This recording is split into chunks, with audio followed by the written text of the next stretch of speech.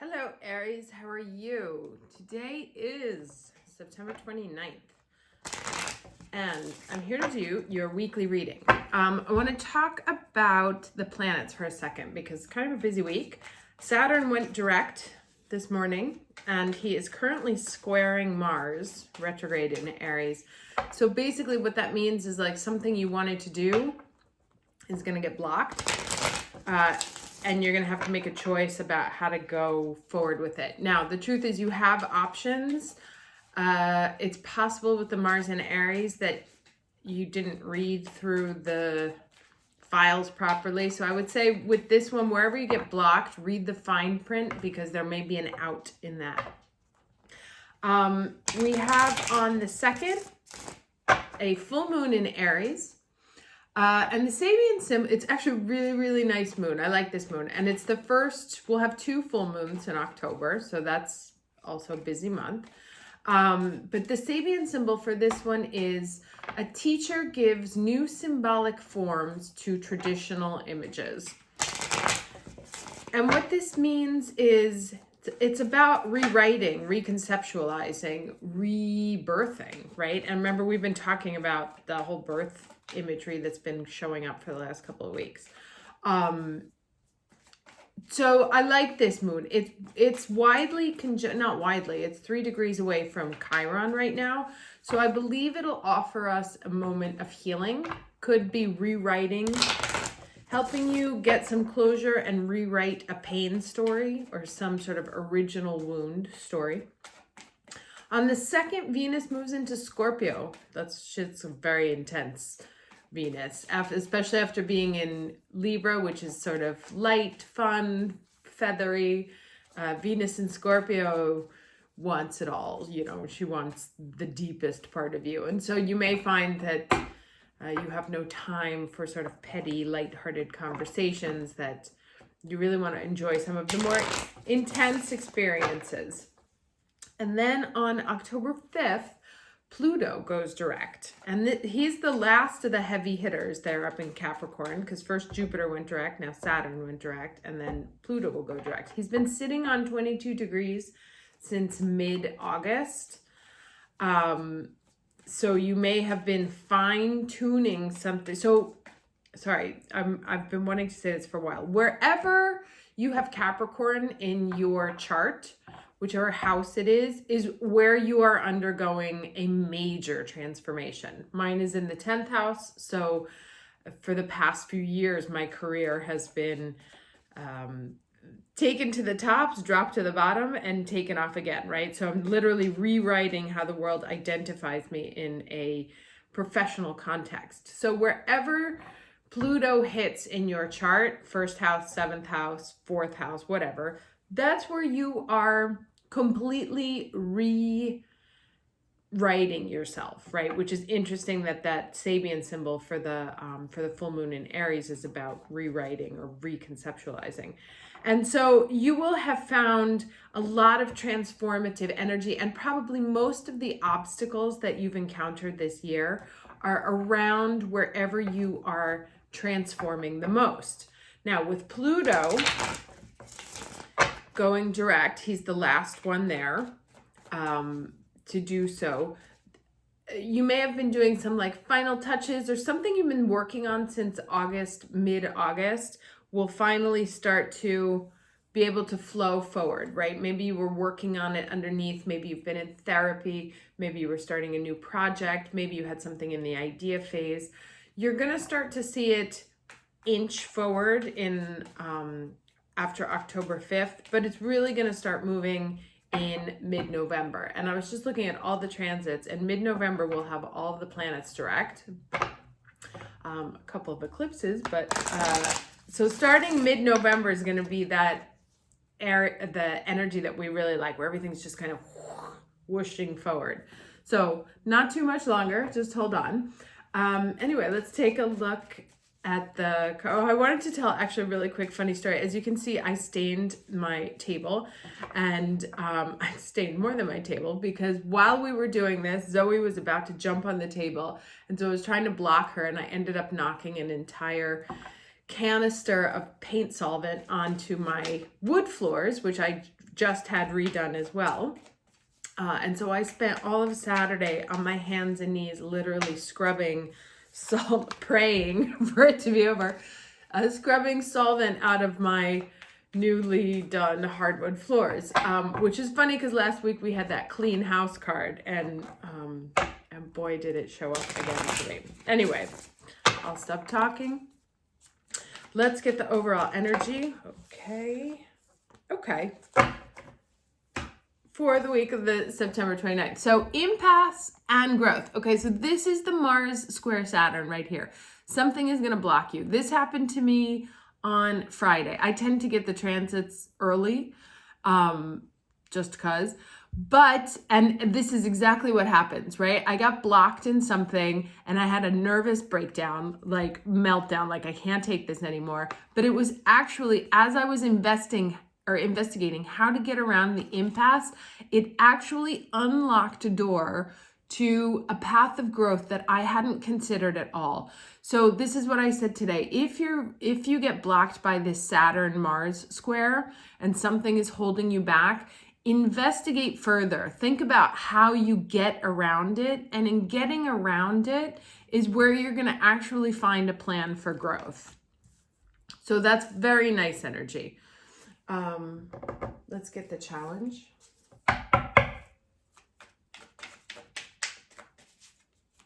You know, this is the rejection is God's protection. And look at that full moon over there, right? So whatever it is, wherever you get blocked, it's going to be annoying. It always is. We don't like to get blocked. But whatever that block is, dig into it. Be like, okay, well, what else could I do? How else could I achieve what I want to?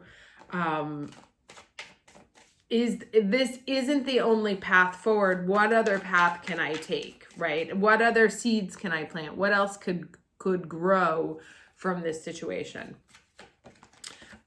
What's the challenge energy for Aries this week, September 29th? Oh, flyer. Inner voice. Okay, it's the moon card, right? So yeah, so there's going to be, I think, a lot of energy coming at us from that full moon. Obviously, it's very important for us because it's an Aries full moon. And this is, you know, this kind of follows suit of the energies that we may end up getting so annoyed that we don't listen to our inner voice, when this is actually, we're going to need to use this full moon to channel some new information. So, you know, so kind of rise above whatever sort of obstacle that gets thrown in your path and really turn inward and investigate. What is this telling me?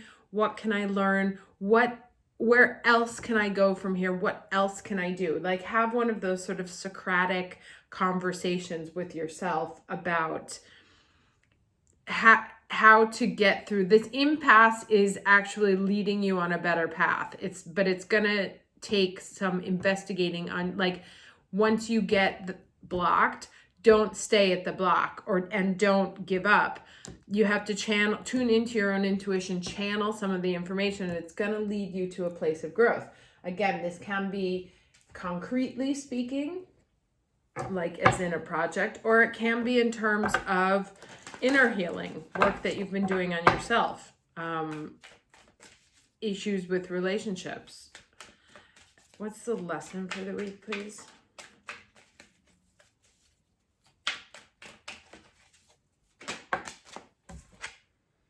Dharma unfolding. Remember that you are on a path. Take one step at a time to happiness, right? So this is very much the driving at night metaphor that I've used before, is that you may not be able to see like the destination right now, or the path that you think you're going on actually may be interrupted and diverted, but it's actually going to lead you somewhere better.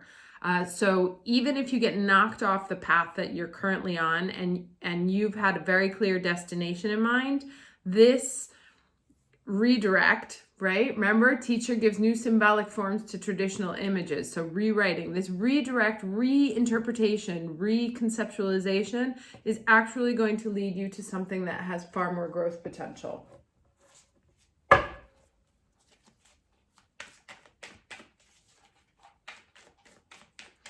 All right, let's get some cards. I'm gonna do the 9 card spread. So can I get 3 cards for the past, please, for Aries? Okay. Yes. So I have Moon, the Tower, and the Two of Swords. So, you know, obviously very kind of rough energy, digging into secrets, finding out secrets, finding things coming to light that may have, it's kind of this story, things coming to light that make you feel like the whole thing is collapsing and you're confused about how to move forward. Let's get the present. 3 cards for the present energy, please.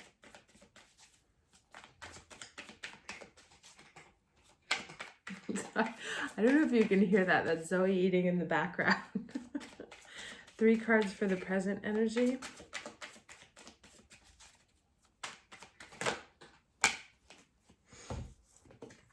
Okay, Queen of Cups and King of Cups. Interesting. Okay, so they both came up together. This frequently talks about a relationship, talks about finding the other half, right? Or a like power couple kind of thing. It's like the queen and king are here. So all the elements that you need to sort of rule that come together. Let me get one more card, please. Okay. To deal with conflict. Right. So this is, to me, this says like uniting, and we've been seeing a lot recently of the feminine energy or the masculine energy, one of the two being very dominant in the reading. And so what this says to me is put together bring together the best of this kind of thinking, right? As you channel the information that you need to move forward, bringing the best of strategy and emotions,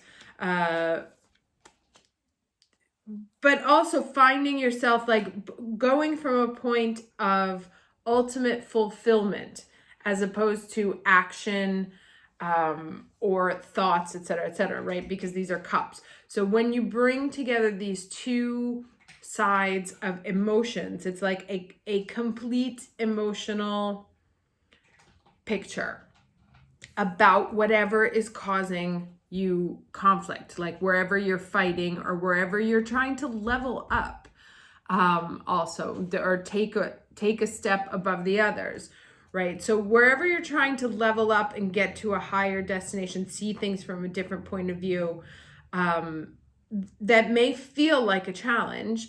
This sort of energy says to me that now it's like all the pieces are finally coming together. You're starting to see things in a way that's balanced, but also from a way that is extremely mature, right? And if we go back to that symbol again, a teacher gives new symbolic forms to traditional images.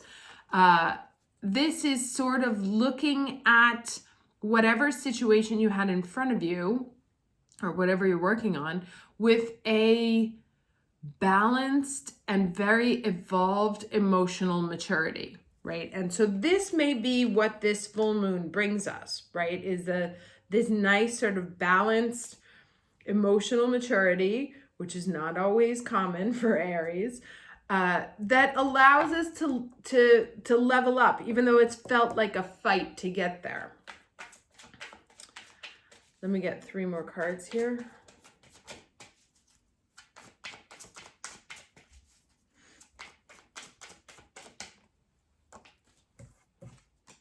Okay, so 4 of Swords. 2 more cards, please.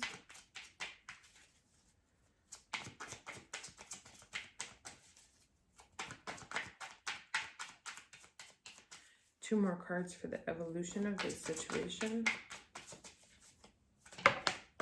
Okay. Oh, very nice. All right, so we have the 4 of Swords coming up. So that's sort of like, this reminds me also of this card. Take a rest, get in touch with yourself, get clear on your thoughts, reflect on the past, understand strategy to move forward. I've told this story 100 times about this card, but it's for when soldiers would come back from the war, they would prepare their caskets before they would go. And then when they would come back, it was actually a sign of victory that you were able to lie alive in your casket. So feeling alive within something that was meant for death allows you to reflect on what went well, what went poorly, what allowed you to survive, what's going to keep you going in the future. And so this kind of emotional and mental reflection, I think, is going to be provided this week, particularly as a result also of this impasse and growth and how we deal with it. You know, it's like you may have a situation that gives you an opportunity to examine how far you've come over time, because maybe once upon a time you would have fallen apart in this obstacle. And now you're like, no, I'm gonna go within. I'm gonna look at this from a very balanced emotional perspective. I'm gonna keep my head. I'm gonna level up, and I'm actually not going to engage in, this always reminds me of the Five of Wands also. You know, it's sort of like the adult version of it. There's the childish games, and then there's the grown-up games. And in this one, it's like you're more,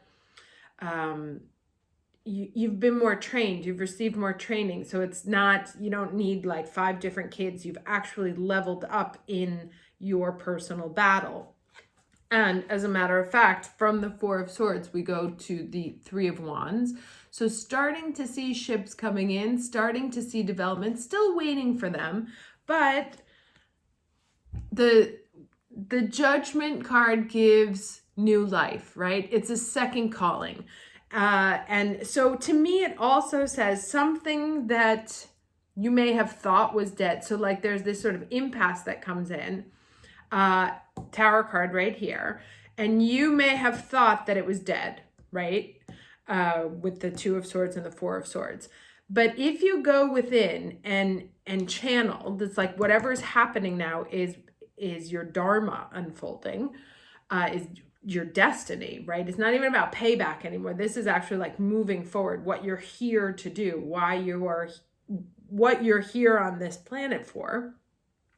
To go within, sort of reflect on, with a very balanced and emotionally mature mind, how you can take the step up, right? How you can get around this impasse, or how you face this challenge is going to bring you this sense of growth and new life, right? So it seems to me that something that you thought was dead may see a resurrection,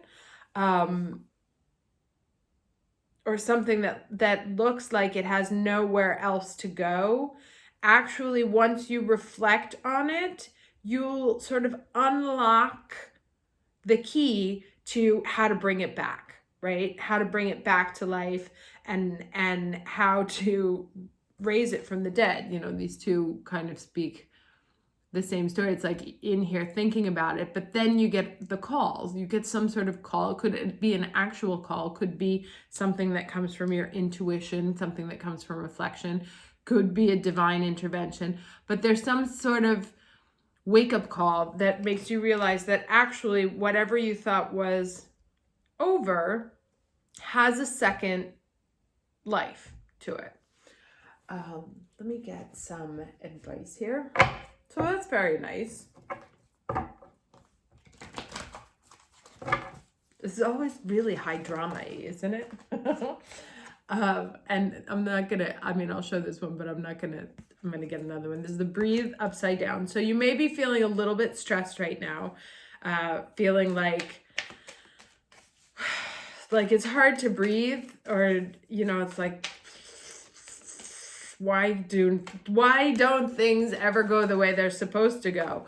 And actually what this says to me is that they're going exactly as they're supposed to go. It's just, there's more to it than you're able to imagine right now. And without creating this obstacle, you wouldn't go back and have a second look at whatever it is that's going on. And so by putting this obstacle in your place is going to force you to re-examine what happened, how to go forward. And if you do so from an emotionally whole point of view, you're going to find and listen to your inner voice. You're going to find the thing that comes to you, or something will come to you that helps you unlock and give new life to wherever the block is. Can I get advice for Aries for the week of, oh, hey, September 29th. That's the 29 card. Can I get advice for Aries? Okay. Oh, nice. Okay, so this says deep knowing. So this is a very, very important full moon for us. And actually, here's the 2 full moons. Remember, and I said October has 2 full moons.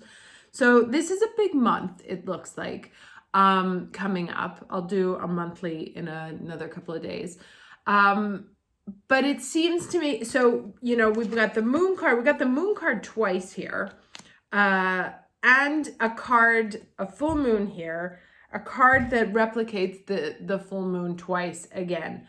So it seems to me that this is a month to really, really dig into, or this is a week, actually, this is a weekly reading, to dig into your intuition, to dig into your emotional responses, your emotional reactions, from a very balanced point of view, and allow that information to come to you, because it's within whatever you get from a deep knowing is where the sort of call to the reawakening call happens. Right now, I was just thinking how this sort of plays out. One of the things so the deep knowing card showed up for me because when I got this major impasse, and it was a major impasse, I mean, like, shut the doors and go home kind of impasse. But I said, there has to be a way around this, because I know the universe hasn't brought me this far on this thing that I'm doing. Like, it didn't come from me. The project came from the universe, right? So I've wholeheartedly believed that despite this tower coming in, that there had to be a way, because I knew that I was meant to do this project, right? My Dharma unfolding. And so I started thinking of clever ways I could get around it. And in thinking of the clever ways to get around it, I actually made it much bigger than it was beforehand. So reinterpreting what I had on the table, I turned it into something bigger. And at the same time, I went back and reread the fine print. That was why I gave you that advice at the beginning, and realized that in my state of panic, I hadn't read the file properly, and there actually was a solution. And so now it's not as easy a solution as it was before. It's harder, and it's going to be a little bit more complicated than the original plan I had, but it's still doable. And actually, like I said, in the meantime, it created this opportunity for growth that I would never have seen otherwise. So this is kind of the story that goes on for this week. But it looks very, very exciting, right? The point is in how you face the impasse, and how you handle it. So don't fall apart. Dig deep, right? There's something that you know about whatever it is. This is part of your transformation. So it's wherever your Capricorn house is. If it's your first house, it's going to be about yourself and your identity. Your second house, it'll be about things you value. Third house is communications. Fourth house is your home and your roots. Fifth house, your creativity, your children. Sixth house is your health and day-to-day habits. Seventh house, partnerships, also judiciary things. Eighth house is death, taxes, and anything that lies beneath, intensity. Ninth house is big picture, publishing, overseas travel. 10th house, is career, public identification. So if you identify as a stay-at-home mother, that will be in transformation. 11th house is your groups, your associations, your hopes, your wishes, the internet. And then, of course, the 12th house is the universal. It's isolation, it's prison, it's hospitals, but it's also the highest form of spirituality. It's kind of the unknown. So one of those, it will have this story going on somewhere there. Anyway, I will check in with you soon with a monthly reading for the first half of October, and I wish you a lovely week. Take care.